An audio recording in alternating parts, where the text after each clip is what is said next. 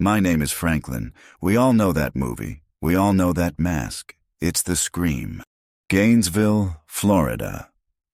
In late August is usually a place of chaotic energy and new beginnings. Thousands of students return to the University of Florida, filling the air with the sound of moving vans, laughter, and the humid heat of a Gulf Coast summer. But in August 1990, the laughter vanished. It was replaced by a silence so heavy it felt like a physical weight. The students didn't know it yet, but a predator had arrived in town. He didn't come in a car, and he didn't stay in a hotel.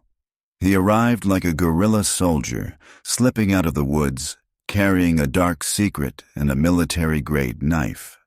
His name was Danny Rolling, but history would remember him as the man who brought the slasher movie to life. Danny Rolling didn't look like a monster. He was a drifter from Louisiana, a man with a soft southern drawl and a troubled past. A former Air Force airman, he had been kicked out of the military and had spent years drifting in and out of prison for robberies. He was a man who felt the world owed him something, fueled by a deep-seated rage toward his abusive father, a retired police officer. Rolling arrived in Gainesville and set up a primitive campsite in a wooded area near the university. He was living off the grid, watching the students from the shadows. He wasn't just looking for victims. He was scouting for a stage. The nightmare began at the Williamsburg Village Apartments. Two 17-year-old freshmen, Sonia Larson and Christina Powell, had just moved in, excited to start their college journey. They were young, full of hope, and completely unaware that a man was watching their window from the tree line. Rolling entered through a sliding glass door. He was disciplined, quiet, and terrifyingly efficient. He murdered Sonia first while she slept. Then he waited for Christina. What made Rolling different from other killers was his grotesque sense of theatricality. He didn't just kill. He posed. When the police eventually discovered the bodies, they were met with a scene that looked like a macabre art installation. He had arranged the victims in a way designed to maximize the shock of whoever found them. It wasn't just murder. It was psychological warfare against the living. The news of the double murder hadn't even fully broken when Rolling struck again. Just blocks away, at the Krista McAuliffe Apartments, he targeted 18-year-old Krista Hoyt. Krista was a bright student and a clerk for the Alachua County Sheriff's Office. She was organized, careful, and took safety precautions. It didn't matter. Rolling was a hunter who treated the apartment complex like a jungle. He broke in, waited for her to come home, and committed an act so brutal that it sent veteran homicide detectives into a state of shock. He decapitated her and placed her head on a shelf, facing the door, a silent, staring sentinel for the police to find. By the morning of August 26th, the word was out. A monster was loose in Gainesville. The transformation of the city was instantaneous. The Sunshine State felt cold. Students began to flee. Thousands packed their bags and drove home, abandoning their dorms and apartments. Those who stayed lived in a state of siege. Hardware stores sold out of deadbolts and window locks in hours. Students slept in groups, huddled together in living rooms with baseball bats and kitchen knives. The University of Florida, usually a beacon of light, became a ghost town of boarded-up windows and patrolling police cars. The FBI's Behavioral Science Unit was called in. They saw the artistry of the crime scenes and realized they weren't dealing with a simple drifter. They were looking for a man who wanted to be famous, a man who wanted to be the main character in a nightmare of his own making. The Ripper was still in the woods, listening to the sirens, watching the news, and sharpening his blade for the final act of his Florida tour. By August 27th, Gainesville was a city under martial law in all but name. Helicopters chopped the air overhead, SWAT teams patrolled the student housing complexes, and the media vans formed a perimeter around the university. But the predator was not done. He had one final act to perform, and this time he would face resistance. Danny Rolling had been watching the Gatorwood apartments. He zeroed in on Unit 1203. Inside lived Tracy Pauls, a pre-law student, and Manuel Manny Taboada, a former high school football player. Rolling usually targeted women who lived alone or in pairs. Manny was a threat, a 23-year-old, 200-pound athlete. Rolling knew this. He didn't break in quietly this time. He came ready for war. He entered the apartment just after midnight. He went for Manny first. The struggle was violent and loud. Manny fought for his life, landing blows, but he was asleep when the attack began and was unarmed against a military-grade K-bar knife. Rolling suffered injuries during the fight, a detail that would later prove he wasn't invincible. Tracy Pauls heard the commotion. She walked out into the hallway and saw the nightmare unfolding. Rolling turned on her. Unlike the other crime scenes, there was no time for elaborate posing here. The chaotic struggle with Manny had exhausted him. He left the bodies where they lay, washed the blood off his hands in their sink, and vanished back into the night. While the police were chasing shadows and arresting innocent oddballs, including a disturbed student named Edward Humphrey, who was wrongfully vilified by the press, Rolling was hiding in plain sight. He had set up a primitive campsite in the woods off Southwest 13th Street. It was a bizarre little world. Inside his tent, he wasn't a monster. He was a rock star. Rolling had a cassette recorder. In the humid heat of the Florida nights, with the sirens wailing in the distance, he recorded an audio diary for his family back in Louisiana. But mostly, he sang. He called himself the Mystery Rider. On the tapes, found later by police, his voice is calm, almost soothing. He strums an acoustic guitar and sings folk songs about drifting, about being a joker, about the wind. "I'm a mystery rider," he crooned into the microphone, mere hours after butchering 5 students, "and I'm riding through the night." He spoke to the tape as if it were a lover. "Well, I'm gonna sign off for a little while," he would say politely, before grabbing his knife and heading toward the student housing. The disconnect between the soft-spoken country singer on the tape and the savage butcher in the apartment complexes is one of the most chilling psychological aspects of modern crime.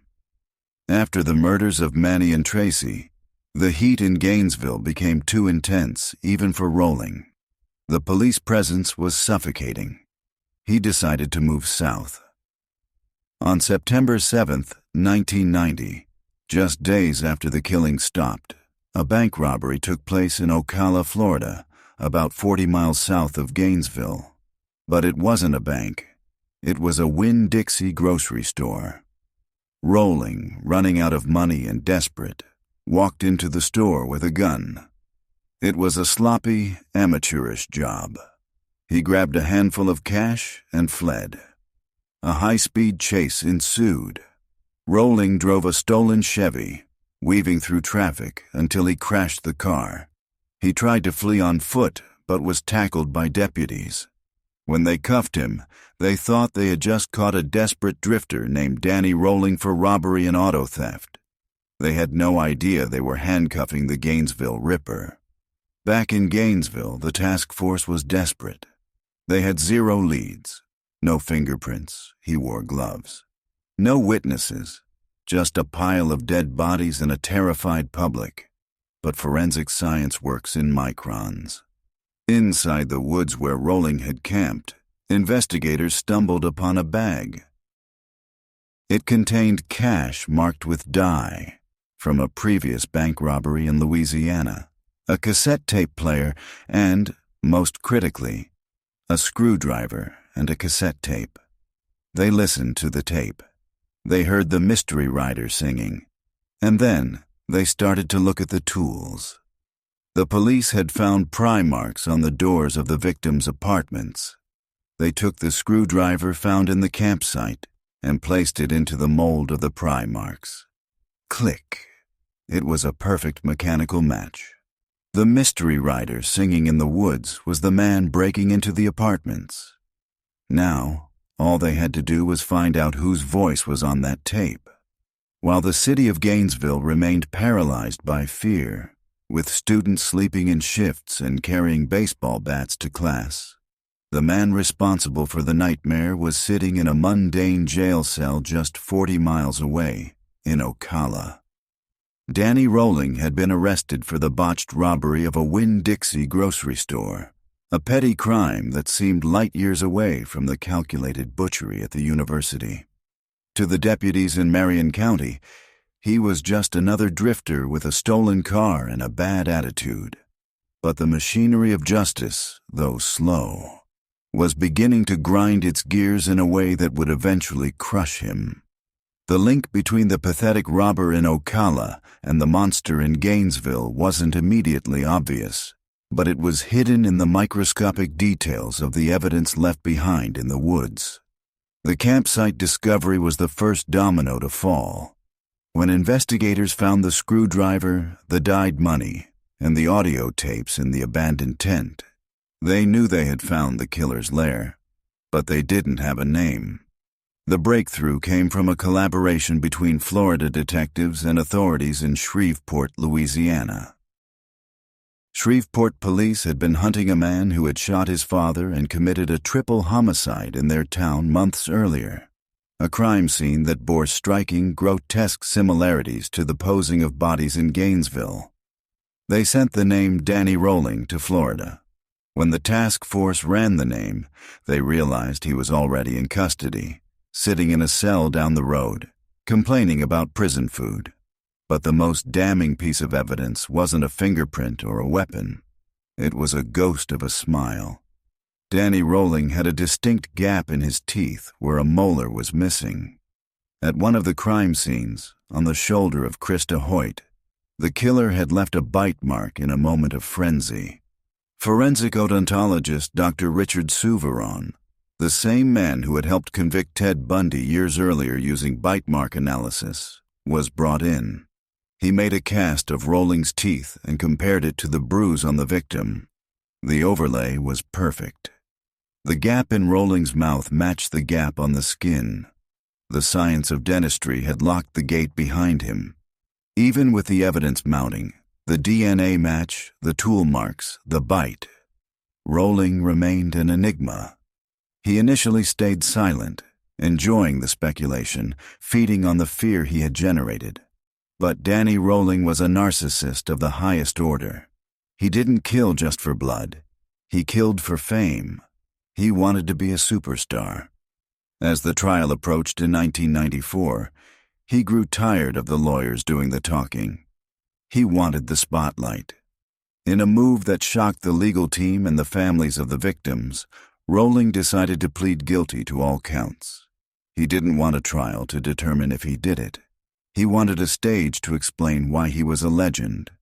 The sentencing phase turned into a theater of the absurd. Rolling, a man who had decapitated a young woman and terrorized a city, saw himself not as a villain, but as a tragic, misunderstood romantic figure. He blamed his actions on a stormy childhood and an abusive father, claiming he had multiple personalities, including a bad side named Gemini. But the true depth of his delusion was revealed when he was given the opportunity to address the court. Most killers apologize or stay silent. Rolling asked for a microphone. In a courtroom filled with weeping families and hardened detectives, Danny Rolling began to sing. It wasn't a scream or a rant. It was a folk ballad he had written himself titled Mystery Rider. His voice was steady, melodic, and deeply disturbing in its calmness. He crooned to the judge and jury as if he were performing at a coffee shop open mic night. singing about drifting clouds and lonely roads. The disconnect was absolute. The room sat in stunned, horrified silence, watching a butcher serenade them with lyrics about his own soul. It was the ultimate act of narcissism, forcing the people whose lives he had destroyed to listen to his art. The jury was not charmed by the performance. It took them very little time to recommend the death penalty for each of the 5 murders. Rowling accepted the sentence with the same eerie calm he had maintained throughout the proceedings. He spent the next 12 years on death row at Florida State Prison, where he continued to write songs and draw pictures of demons and angels, still convinced of his own dark grandeur. He engaged in a high-profile engagement to a true crime writer, further feeding his hunger for media attention, proving that even behind bars, he could manipulate the world outside. On October 25, 2006, the time for songs ran out. Danny Rowling was led to the execution chamber. He ordered a final meal of lobster tail, butterfly shrimp, baked potato, strawberry cheesecake, and sweet tea. A feast for a man who had starved a community of its innocence. As the lethal injection was prepared, he didn't express remorse. Instead, true to his nature until the very last second, he decided to perform one last time. As the witnesses watched through the glass, Rowling began to sing a hymn, None But the Righteous, his voice filling the small, sterile room until the chemicals silenced him mid-verse. The mystery writer finally stopped moving. The legacy of the Gainesville Ripper, however, extended far beyond the electric chair. In the early 90s, a struggling writer named Kevin Williamson was watching a news special about the Gainesville murders. He was alone in a friend's house, and the story of a killer who climbed through windows and terrorized students terrified him. He noticed a window was open in the house and realized how vulnerable he was. That fear, sparked by Danny Rowling, became the seed for a screenplay originally titled Scary Movie, which was eventually produced as the cultural phenomenon Scream. The Ghostface killer, with his taunting phone calls and theatrical violence, was a direct descendant of the horror Danny Rowling inflicted on Florida. The movies made millions and became pop culture icons, but few fans realized that the real Ghostface didn't wear a mask. He wore a drifter's smile and sang songs to the dead.